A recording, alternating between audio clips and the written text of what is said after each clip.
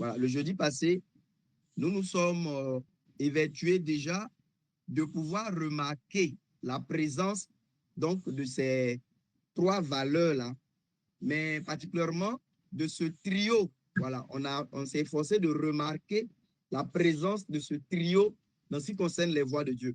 Donc, je disais que pour ce qui est de la réunion qu'on a eue le jeudi passé, on s'est surtout appliqué à remarquer voilà, la présence de cette unité, de ces trois choses, de ce trio, de ces valeurs fondamentales donc de la marche chrétienne. Et on a dit que dans ces valeurs-là, on a la foi, l'espérance et puis l'amour. Et je disais que généralement, le test qui nous faisait voir ces trois choses ensemble d'une manière très frappante, c'était le test de 1 Corinthiens chapitre 13. Mais en général, on n'a pas beaucoup prêté attention aussi à cette unité plurielle donc de ces trois valeurs cardinales parce que généralement dans 1 Corinthiens 13, on y va avec la pensée justement que l'apôtre voulait défendre selon laquelle de ces trois choses-là, l'espérance, la foi, l'amour, c'est l'amour qui est la plus grande donc de ces trois choses. Et généralement, notre attention est portée sur le fait que l'amour est la plus grande de ces trois choses. Mais on ne remarque pas forcément que l'apôtre parle là particulièrement de trois choses. Voilà. Dans 1 Corinthiens 13, il va dire, maintenant, il y a ces trois choses qui demeurent. Et dans ces trois choses, l'amour est donc la plus grande. Donc, le jeudi passé, je nous ai partagé des tests dans lesquels on peut remarquer que, je vais dire que cet assemblage de trois là, ce n'est pas juste quelque chose de fantaisiste. Ce n'est pas juste que Paul, dans ses manières fantaisistes, un peu de parler des voies du Seigneur, à un moment donné, il a mis les trois choses ensemble. Vous savez, ce que quelqu'un écrit, ce que quelqu'un dit, ce sont des choses que la personne comprend, conçoit et croit. Jésus, le Seigneur, a posé lui-même ce principe selon lequel c'est de l'abondance de notre cœur que notre bouche parle. Donc, quand quelqu'un dit quelque chose, quand quelqu'un écrit quelque chose, quand quelqu'un parle de quelque chose, c'est donc une chose qu'il croit, une chose pour laquelle il a une certaine pensée. C'est une chose pour laquelle la personne a une certaine pensée. Et si Paul, à un moment donné, il écrit aux frères de Corinthe, c'est vrai qu'il traite des questions de dons spirituels et il veut leur montrer de les exercer et la bonne manière de les rechercher. Et à un moment donné, il va dire, je vais vous montrer un chemin par excellence. Et là, il commence à déballer des choses merveilleuses touchant la charité, touchant l'amour. Mais vers la fin, c'est vrai que son sujet, c'était surtout de nous parler de l'amour. C'était ça son sujet. C'est pour cela qu'il ne s'est pas attardé sur les autres choses. Et il a surtout montré que l'amour est la chose la plus grande. Mais n'empêche que il nous laisse entrevoir dans ce test-là quelque chose concernant sa propre pensée touchant la connaissance des voies de Dieu qu'il avait. C'est que vers la fin, il va nous dire, maintenant, voici trois choses qui demeurent. Trois choses qui demeurent. Et ces trois choses-là, l'amour est la plus grande des trois. Mais n'empêche qu'il y en a trois.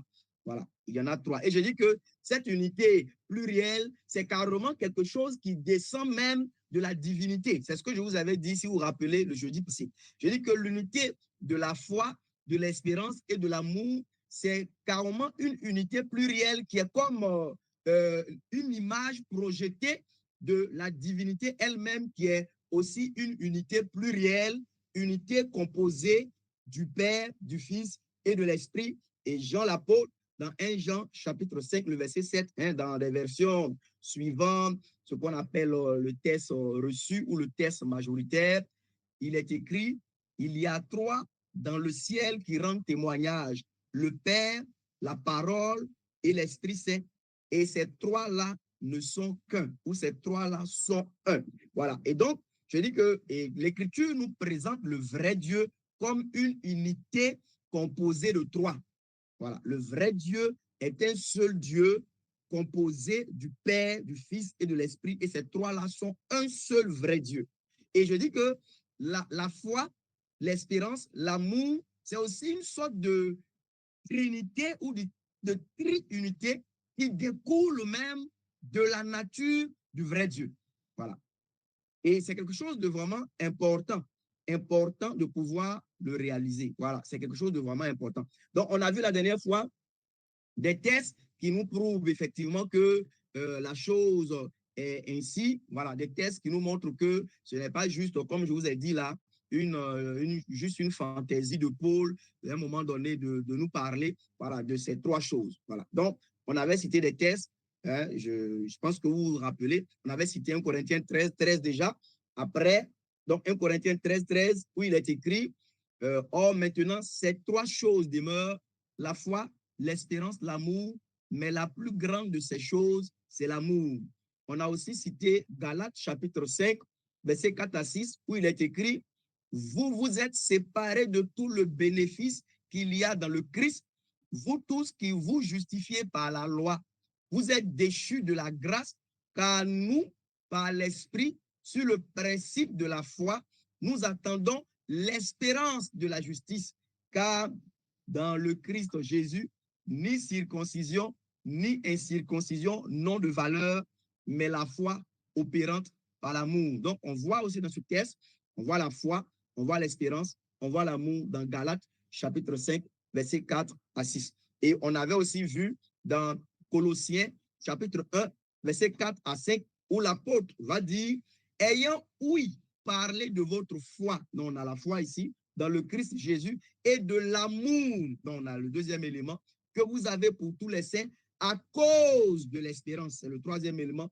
qui vous est dans les cieux et dont vous avez déjà, oui, parlé dans la parole de la vérité de l'évangile. Donc, on a déjà, au moins dans cette, on voit revenir ces trois valeurs cardinales, ces trois valeurs importantes de toute marche véritable avec Dieu. Donc, je pense que la pensée de vous faire remarquer donc cette unité plurielle de ces trois valeurs est déjà quand même bien établie pour ceux qui ont donc été là, je dirais, jeudi passé, et même pour ceux qui sont là maintenant avec les quelques textes que je viens de lire, de rappeler, on voit que c'est vraiment une chose qui tient une place importante donc dans les voies du Seigneur. Ce n'est pas juste quelque chose d'hasardeux, c'est une chose vraiment importante, c'est une chose établie dans ce qui concerne les voies de Dieu. Voilà. Donc, est-ce que c'est bon pour ça? C'est bon pour ça, non? Voilà. Merci, merci.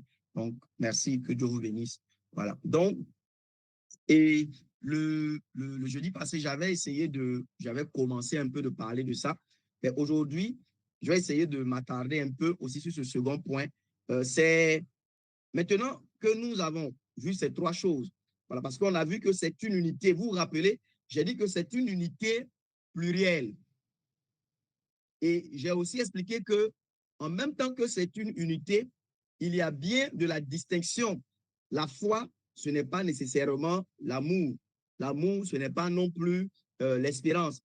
Mais en même temps, ces trois choses sont unies intimement entre elles, au point où il est impossible, en fait, de les séparer. Voilà, parce qu'on a vu, par exemple, si vous vous rappelez, dans le texte de Galates que j'ai lu tout à l'heure, l'apôtre dit que la foi est opérante par l'amour. Vous voyez, non? Ou bien la foi est agissante par l'amour. Ce qui veut dire donc que vous ne pouvez pas avoir une foi vivante si vous n'avez pas l'amour. Voilà. Et vous allez aussi vous rendre compte que dans Hébreu 11, je l'ai dit la dernière fois, Hébreu 11 qui essaie de nous donner une idée un peu de ce que c'est que la foi, vous allez voir que dans la définition de la foi, l'espérance est introduite. Voilà. Il est dit là-bas que la foi, c'est la ferme assurance de quoi? Des choses qu'on espère. Vous voyez, non? Donc, la foi, c'est la ferme assurance des choses qu'on espère. Donc, ici, on a l'espérance qui est, je vais dire comme ça, rendue vivante par la foi et la foi elle-même qui opère par l'amour. Vous allez vous rendre compte que et l'amour aussi va pouvoir travailler mais appuyé aussi par la foi et l'espérance. Donc, ces trois choses sont unité. C'est comme le Père, le Fils et l'Esprit sont une unité. Bien qu'on peut les distinguer en termes de personnes, on ne peut pas les séparer. Ce n'est pas possible. On ne peut pas les séparer parce que c'est aussi une unité et chacune est intimement imbriquée, intimement liée à l'autre pour pouvoir donc accomplir la volonté de Dieu. Voilà. Aujourd'hui, je nous parle un peu des preuves de la présence de ces trois valeurs fondamentales de la vie chrétienne. Qu'est-ce qui nous prouve que ces choses-là sont dans notre cœur? Bien entendu, l'Écriture dit, hein, mes frères, l'Écriture dit que nous devons, par exemple, je vais dire comme ça, l'amour, nous grandissons dans la manifestation de l'amour. Nous grandissons même dans la foi. Voilà. Et l'espérance aussi, je vais dire, nous l'approprions de mieux en mieux. Donc, c'est des choses, je vais dire quoi? Ce sont des choses qui sont rendues vivantes en nous, mais à des proportions qui peuvent augmenter tout comme diminuer. C'est des proportions. Par exemple, l'Écriture dit que l'amour de Dieu, regardez, dans Romains 5, est répandu dans notre cœur par le Saint-Esprit. Ce qui veut dire que quand on te parle de répandre, cela montre donc que c'est quelque chose qui peut avoir une certaine quantité à un certain moment. Voilà. Et ça peut aussi grandir à un autre moment. Donc, je veux dire que il est important déjà que parce que nous allons voir, nous puissions nous assurer que dans nos vies, dans notre marche, il soit réellement établi donc ces trois valeurs fondamentales, ces trois valeurs cardinales que sont la foi, l'espérance et l'amour. Maintenant, tu peux aussi te rendre compte de défauts, tu peux te rendre compte de défaillances, tu peux te rendre compte d'anomalies touchant peut-être ces trois valeurs ou touchant peut-être l'une des trois valeurs, tu peux te rendre compte de certaines choses qui ne sont pas forcément bien établies, qui ne fonctionnent pas bien. Ce serait une bonne chose d'ailleurs de te rendre compte de cela en vue de faire aussi des réparations selon le Seigneur. Donc, c'est aussi ça l'objectif du partage de l'enseignement que nous avons ensemble.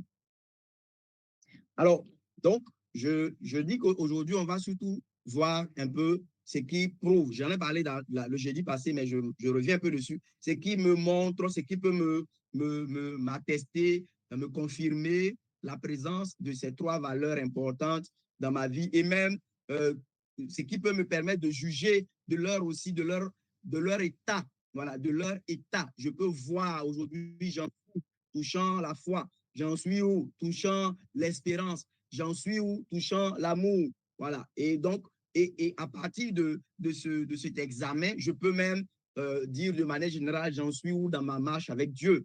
Voilà, selon que l'apôtre dit, examinez-vous vous-même pour voir si vous êtes dans la foi. Voilà, c'est quelque chose d'important. Donc, je relis 1 Corinthiens, chapitre 13, verset 13, où l'apôtre va dire aux frères de Corinthe, or maintenant, ces trois choses demeurent, la foi, l'espérance, l'amour. Mais la plus grande de ces choses, c'est l'amour. Voilà. 1 Corinthiens 13, verset 13. Et je relis encore Galates, chapitre 4, chapitre 5, verset 4 à 6. C'est Paul toujours qui parle. Vous vous êtes séparés de tout le bénéfice qu'il y a dans le Christ. Vous tous qui vous justifiez par la loi, vous êtes déchus de la grâce. Car nous, par l'Esprit, sur le principe de la foi, nous attendons l'espérance de la justice, car dans le Christ Jésus, ni circoncision, ni incirconcision n'ont de valeur, mais la foi opérante par l'amour. Voilà. Donc, on voit bien, comme je l'ai dit là, que ces trois choses-là sont les valeurs cardinales, les valeurs essentielles de toute vie chrétienne, de toute marche avec Dieu, la foi, l'espérance et l'amour. Et on retrouve aussi ce même trio ou cette même triple réalité dans Colossiens 1, 4 à 5 que je vous ai aussi lu tout à l'heure, voilà, au passage. Et on peut aussi dire que selon le texte de Colossiens, où Paul va dire, ayant ouï parler de votre foi dans le Christ Jésus et de l'amour que vous avez pour tous les saints à cause de l'espérance qui vous est réservée dans les cieux et dont vous avez déjà ouï parler dans la parole de la vérité de l'évangile. De ce texte-là, on peut donc aussi voir que le véritable évangile, la parole de la vérité de l'évangile reçue dans un cœur, introduit ce trio salvateur qui est donc la foi, l'amour et l'espérance. Je vous ai dit la dernière fois, si vous croyez un faux évangile, vous ne pouvez pas vraiment avoir ce trio salvateur de la foi, de l'amour et de l'espérance. Et même, je dis que si vous croyez un faux évangile, vous aurez aussi une fausse espérance, vous aurez une fausse foi et vous ne pourrez pas manifester l'amour selon Dieu. Ce n'est pas possible. Voilà. Et donc, on peut voir que la maison de l'homme, hein, en parlant de maison ici, je veux dire la marche avec Dieu, la maison de l'homme devant Dieu et aussi devant les hommes doit se construire sur cette fondation aux trois piliers qui doivent toujours subsister. La maison que tu construis, parce que Jésus a expliqué dans Luc chapitre 6 que tous les hommes sur cette terre sont en train de construire une maison. Et il a fait comprendre que ceux qui écoutent ces enseignements et qui les mettent en pratique, ce sont des gens qui sont sages, qui ont donc cherché une bonne fondation, un bon fondement pour leur maison, qui ne va donc pas s'écrouler devant les épreuves. Et donc, la maison de la vie chrétienne, la maison de la marche avec Dieu doit se construire sur une fondation, mais qui a ces trois piliers qui doivent toujours demeurer. Ces trois piliers-là, c'est donc la foi, l'espérance et puis l'amour. Et on va relire, hein, le frère Bassava, tu vas aller pour nous 1 Thessaloniciens chapitre 1, le verset 3, donc dans la version que tu as de Darby, parce que la dernière fois on avait lu, et dans ce texte, on voit par contre manifester les preuves évidentes de la présence de ces trois choses dont nous sommes en train de parler. Ça veut dire que quand ces trois choses sont dans une vie, dans un cœur, quand quelqu'un a en lui ces trois choses, comment l'on peut s'assurer que ces choses-là sont là? Qu'est-ce qui montre, qu'est-ce qui prouve que ces choses-là sont là? Donc, lis pour nous, s'il te plaît, 1 Thessaloniciens, chapitre 1, verset 3. Nous souvenons sans cesse de votre œuvre de foi, de votre travail d'amour et de votre patience d'espérance de notre Seigneur Jésus-Christ, devant notre Dieu et Père. Amen. Amen. Amen. Amen. Alors, si vous vous rappelez, Amen. La dernière fois, j'avais parlé un peu à partir voilà, de ce test et j'avais expliqué que la particularité dans ce test, c'est que l'Esprit de Dieu, par Paul, a voulu nous faire remarquer les preuves de la présence de ce trio selon Dieu là. Qu'est-ce qui manifeste leur, je vais dire, leur réalité en nous? Qu'est-ce qui montre que ces choses-là sont en nous?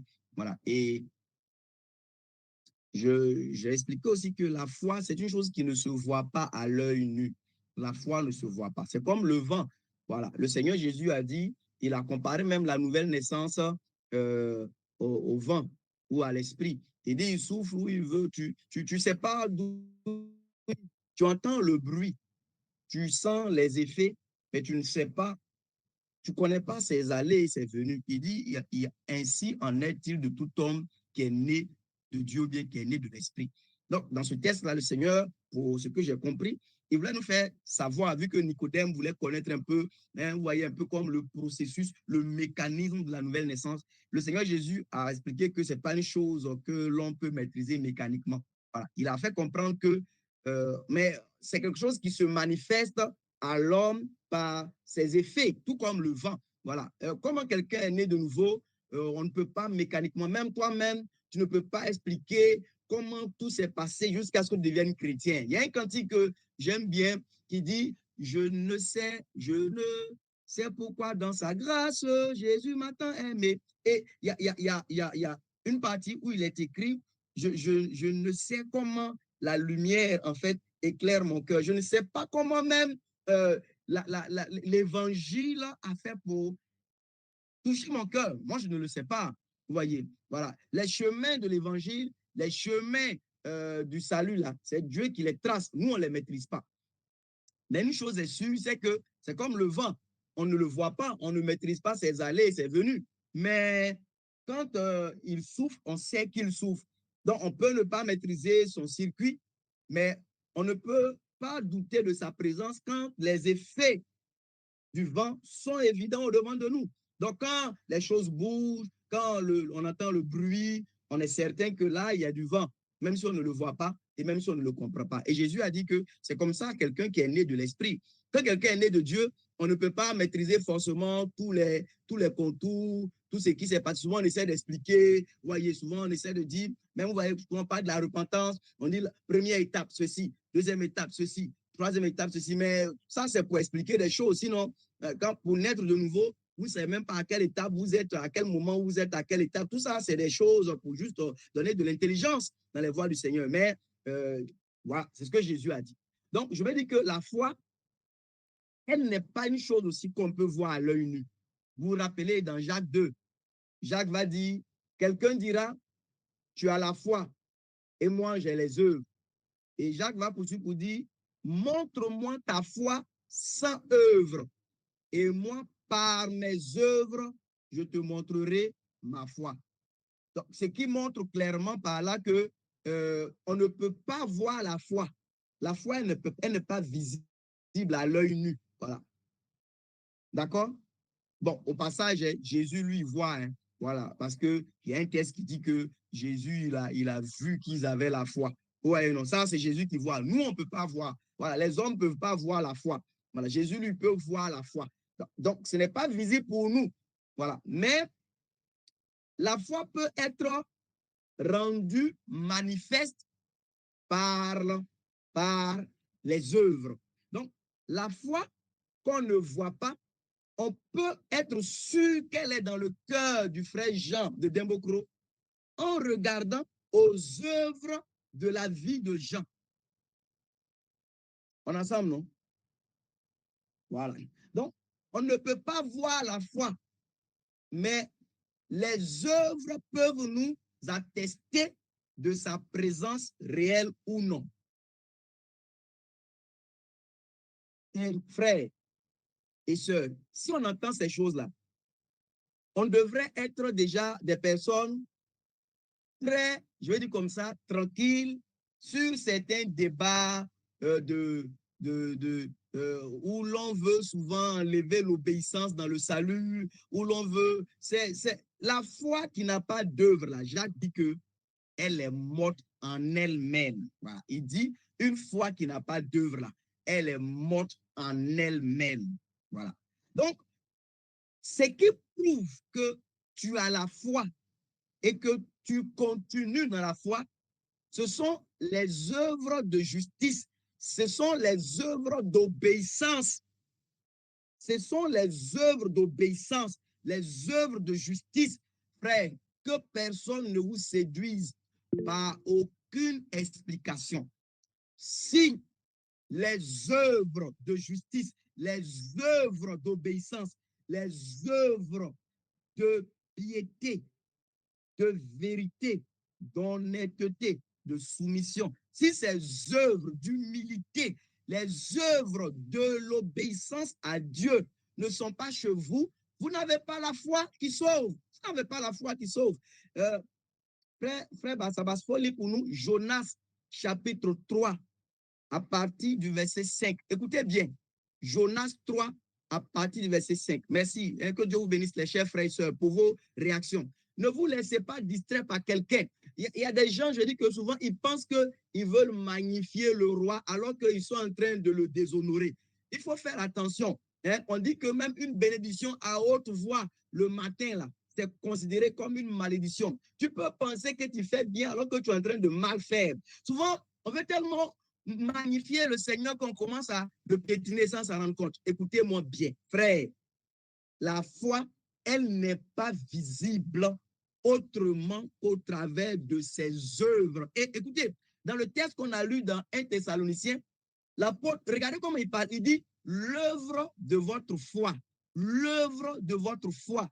Ça veut dire que dans ce texte-là, il nous montre même que, en fait, j'ai expliqué que c'est l'âme, la vie de la foi, ce sont les œuvres.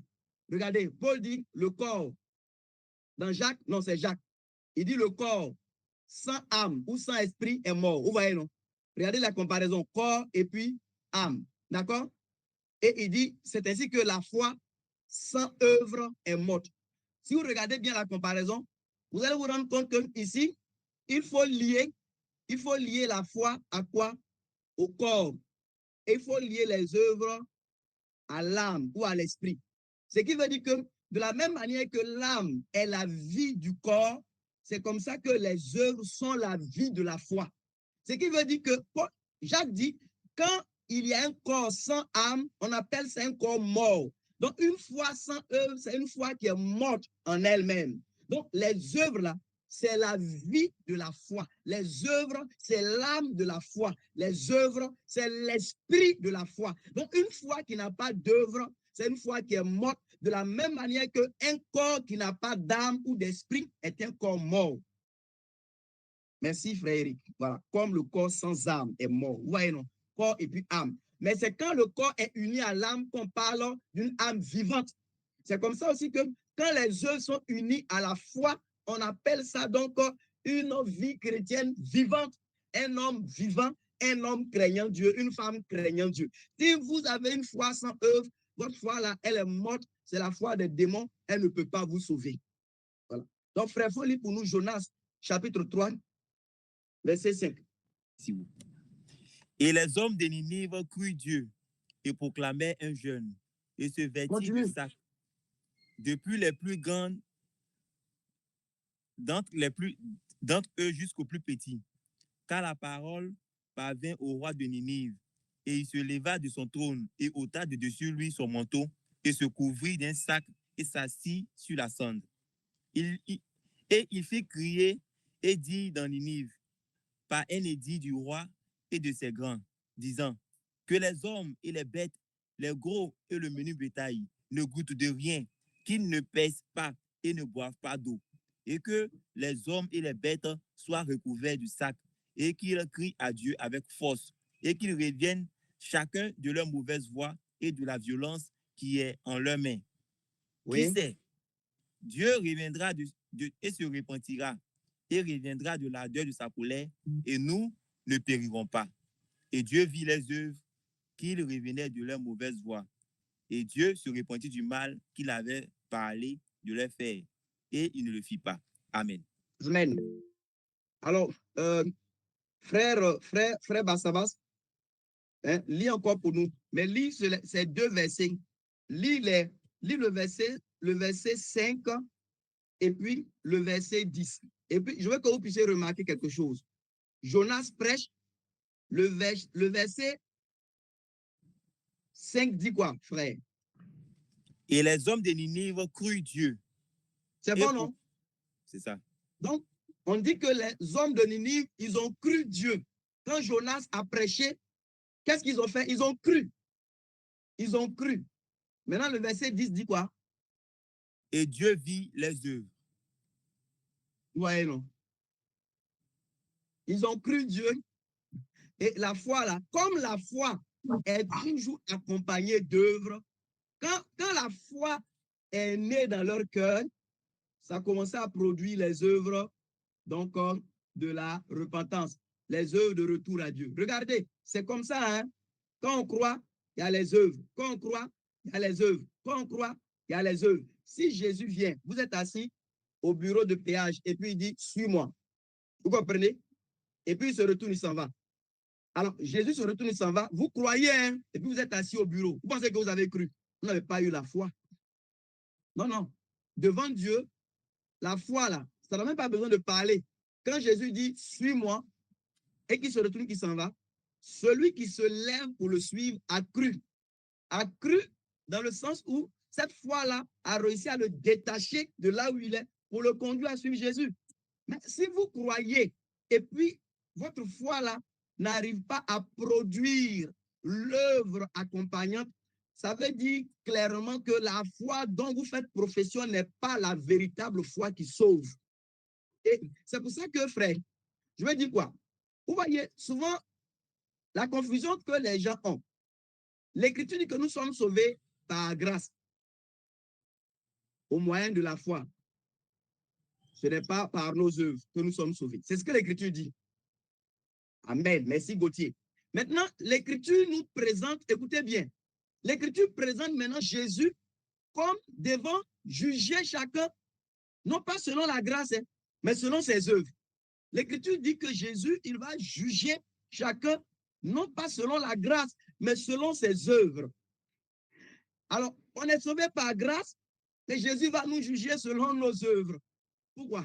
Pourquoi il ne va pas nous juger selon notre grâce? Il va nous juger selon nos œuvres. Mais parce que la vraie grâce de Dieu, là, toujours accompagnée de ses œuvres à elle. Et donc, je dis une chose.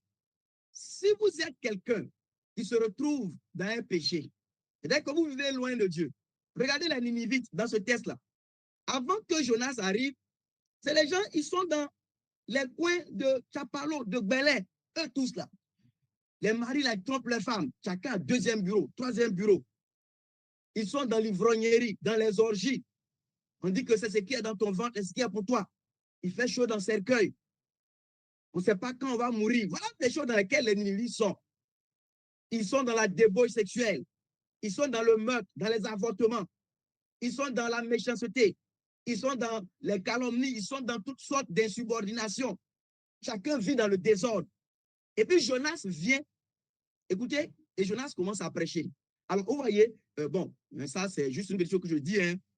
Dans les versions qu'on a, on dit que Jonas dit encore 40 jours et Ninive sera détruite. Bon, un frère Eric, quand j'ai lu dans les Septante, on dit Jonas dit encore 3 jours, hein, 3 jours. Vous voyez, alors, bon, je pense personnellement que les Septante ont raison parce que regardant le fait que l'homme s'est assis pour voir ce qui va arriver à la ville, je ne pense pas qu'il ait voulu attendre 1 mois et demi, voilà, pour voir. Je pense que ça devrait être un délai vraiment qui est aussi court. Et voyant même les voies dans lesquelles le roi de Ninive a conduit la ville, je crois que la chose était pressante, elle était vraiment urgente. Alors, prenons donc la leçon des Septante, hein, mais vous n'êtes pas obligé de croire ça, vous pouvez aller au ciel sans ça. Hein, mais prenons la leçon des Septante. Alors, Jonas, il entre et puis il dit, dans 3 jours, la ville de Ninive est détruite. Il n'y aura plus de spectacle, il n'y aura plus de cinéma. Dans 3 jours, là, même si les femmes qui aiment leur mari, elles ne pourront plus avoir de foyer parce que tout le monde sera mort. Dans 3 jours, vos voitures, vous ne pourrez plus les utiliser. Dans 3 jours, l'argent que tu as mis en banque, là, tout ça là, ne sera plus utile. Dans 3 jours, la ville est détruite, tout est détruit, tout est gâté. Parce que Dieu a vu la méchanceté, il a vu les mauvais comportements, Dieu a vu que ce pays-là, cette ville, Ninive, est une ville d'iniquité, c'est une ville de méchanceté, c'est une ville de prostitution. Ninive est une ville qui marche dans la débauche. Donc Dieu a vu ça et il annonce que dans 3 jours, je vais détruire la ville. Alors écoutez, le roi de Ninive entend ça, on dit son cœur est touché et regardez, il ordonne un jeûne. Non, dans l'écriture là, dans l'écriture, ce roi-là, c'est un roi zélé. Ce roi-là, c'est un roi qui sait toucher le cœur de Dieu. Il a fait jeûner les hommes. Il a fait jeûner les femmes. Il a fait jeûner les bébés. On a mis sac sur les moutons. On a attaché, regarde, on prend un mouton là, on l'attache et puis on met sac sur lui. On a pris les bœufs, on a mis sac sur eux, on a attaché les bœufs. Les cabris, tout le monde est en jeûne dans la ville de Ninive là. Cabris jeunes, les bébés jeunes, les moutons jeunes, les hommes jeunes, tout le monde, il dit, le roi de Ninive dit que les bœufs reviennent de leur mauvaise voie, que les cabris reviennent de leur mauvaise voie, que les moutons, que tout le monde revienne de la violence qui est dans sa main, les chiens qui mordent les gens à Ninive, tout le monde se répand de leur mauvaise voie, que les chiens se répandent de leur péché, que maintenant les hommes qui trompent les femmes là, qu'ils abandonnent l'adultère, que les femmes qui sont insoumises, insubordonnées, les femmes émancipées là, hein, les femmes émancipées là, qu'elles reviennent de leur mauvaise voie, de ces doctrines de démons qui sont venues de l'Europe. Voyez, voilà comment le roi de Ninive a commencé à parler. Mais regardez Jonas chapitre 3, verset 10. Frère, ce qui va ce qui va éloigner le jugement que Dieu a annoncé, c'est écrit devant nous.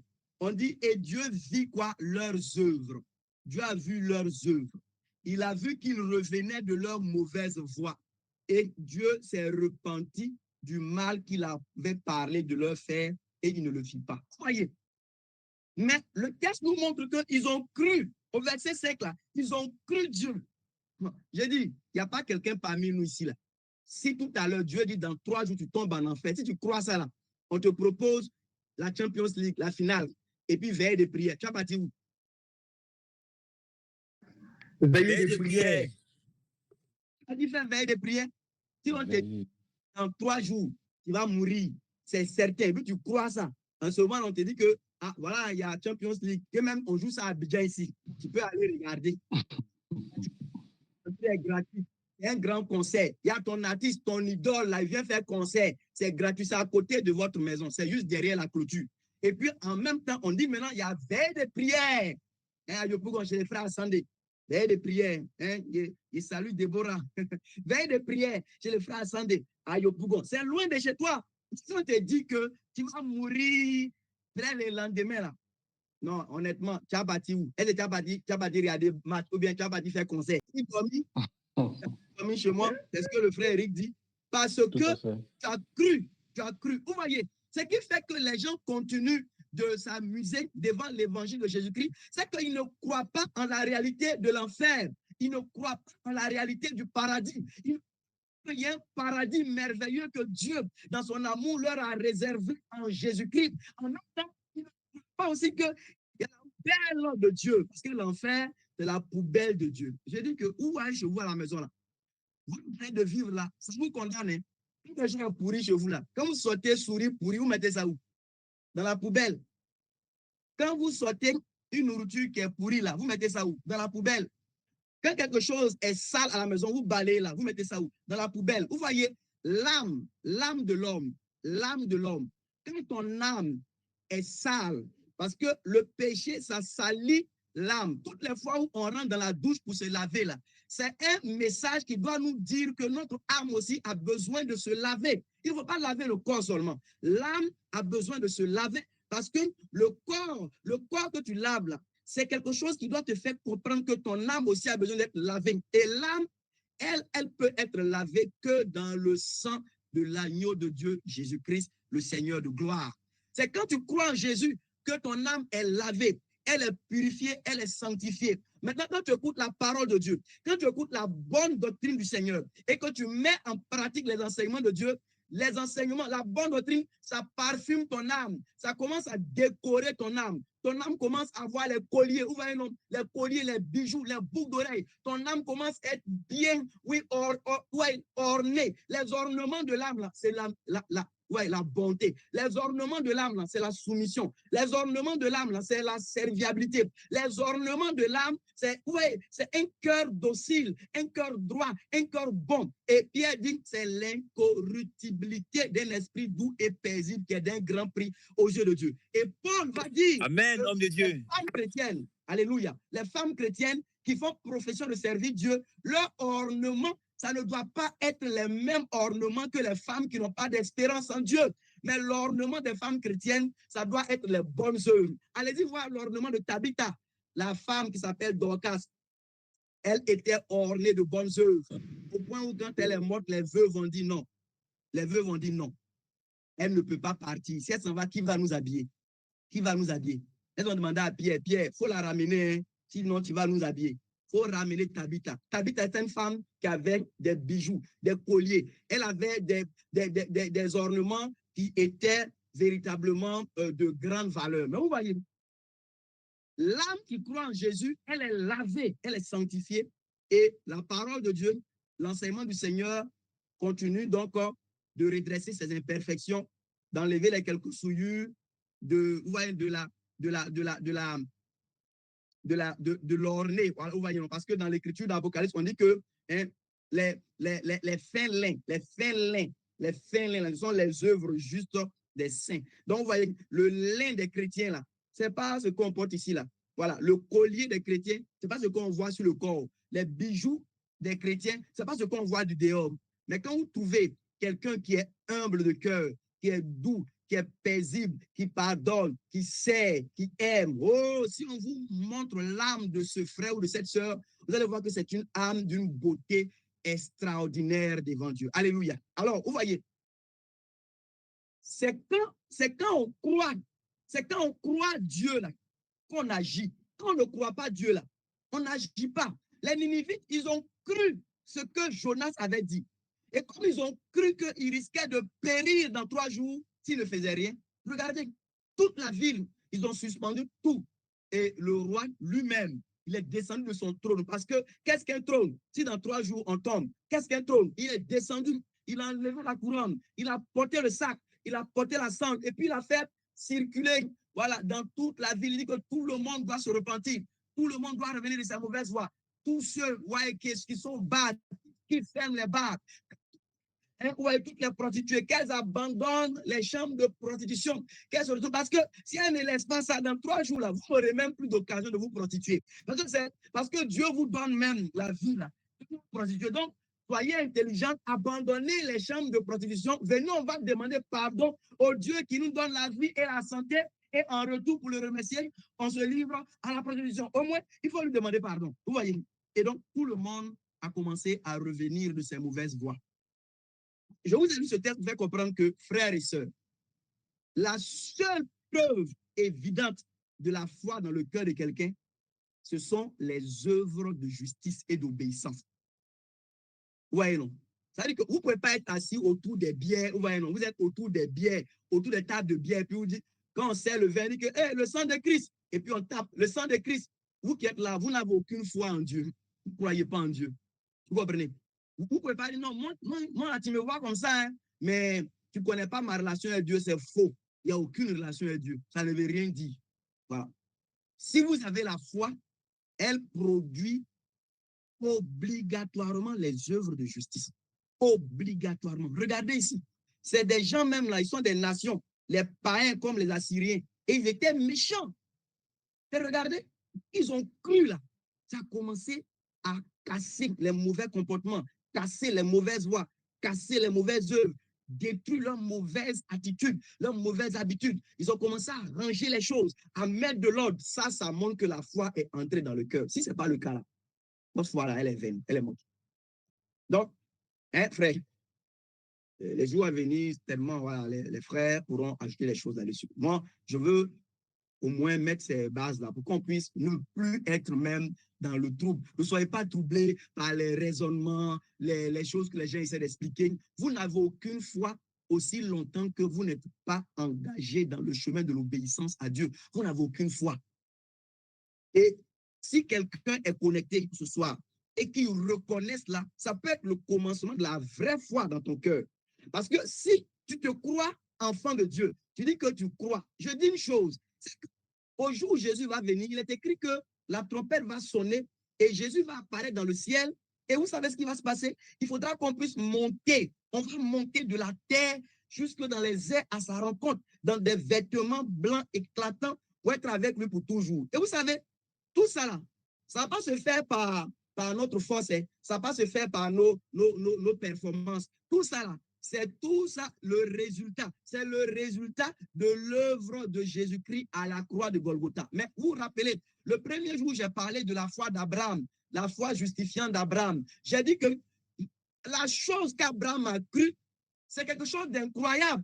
Et c'est tellement incroyable que cette foi ne peut pas être dans le cœur d'Abraham et puis Abraham ne peut pas être obéissant à Dieu. Ce n'est pas possible.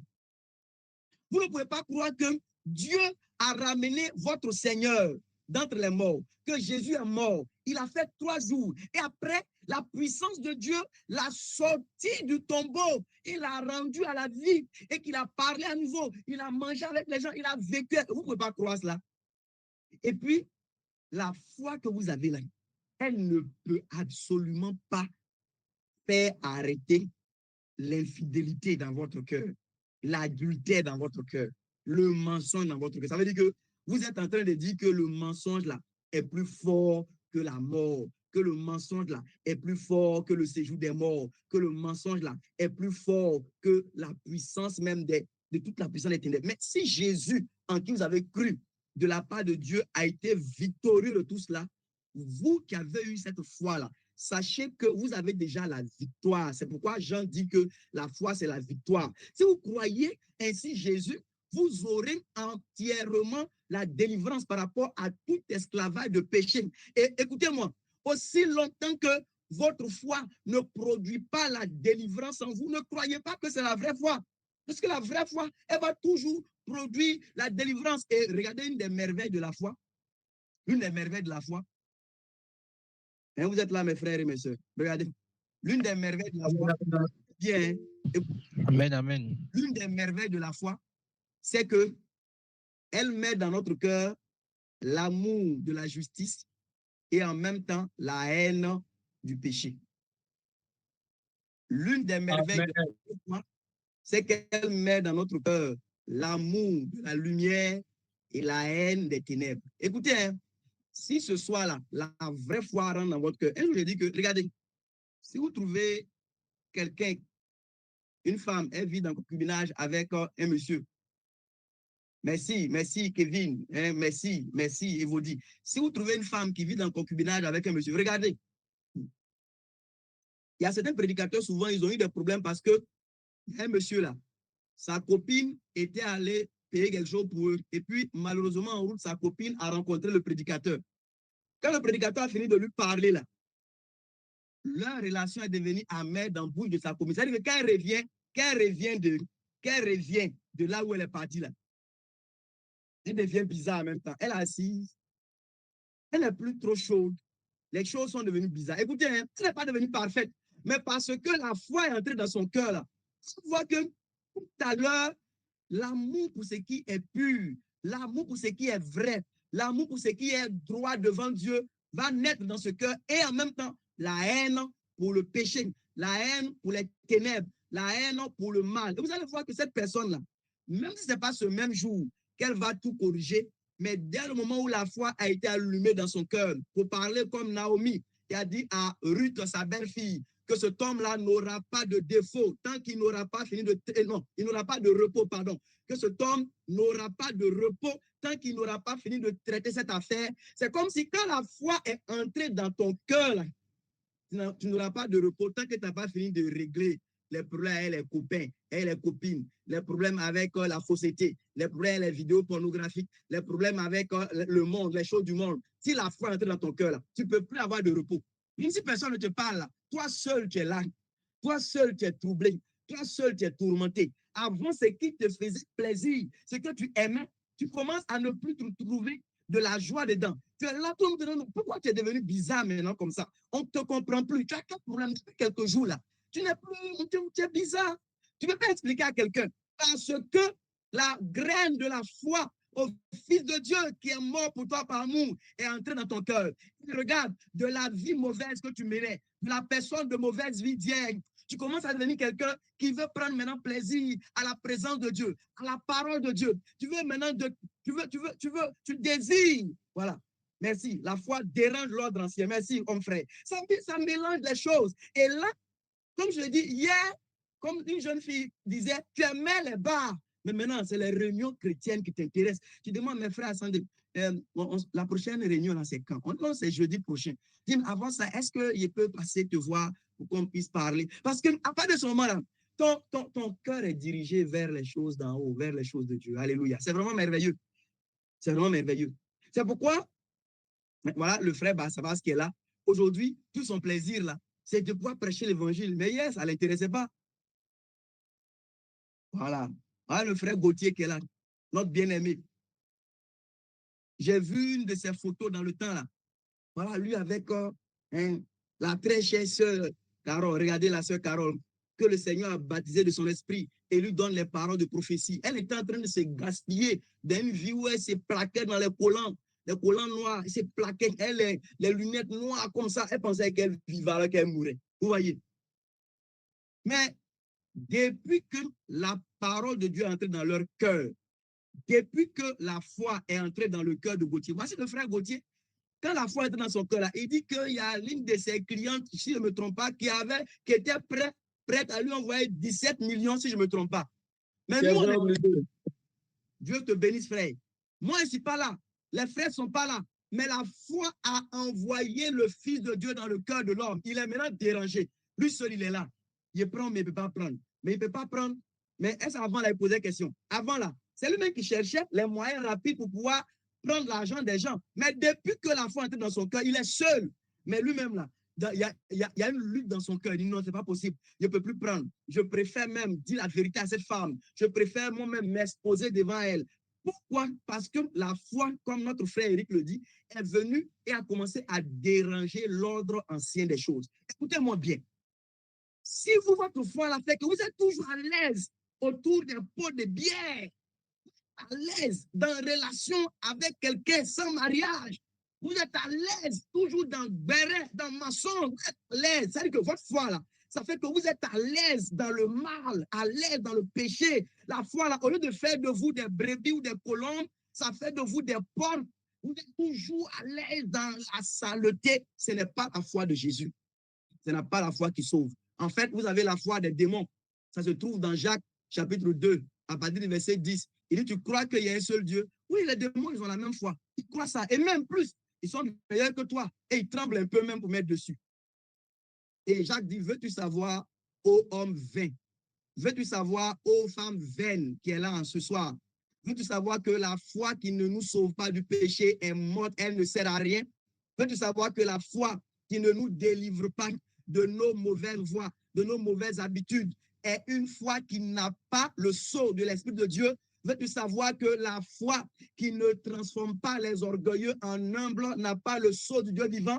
Veux-tu savoir que la foi qui ne transforme pas les adultères en hommes et femmes fidèles n'a pas le sceau du paradis, du Dieu bienheureux? Veux-tu savoir que la foi sans les œuvres est morte ou qu'elle est vaine? Est-ce que tu veux savoir? Je veux que tu saches que Dieu, le vrai, il nous sauve par la foi. Mais la foi qui naît dans notre cœur, là, ce n'est pas quelque chose de passif.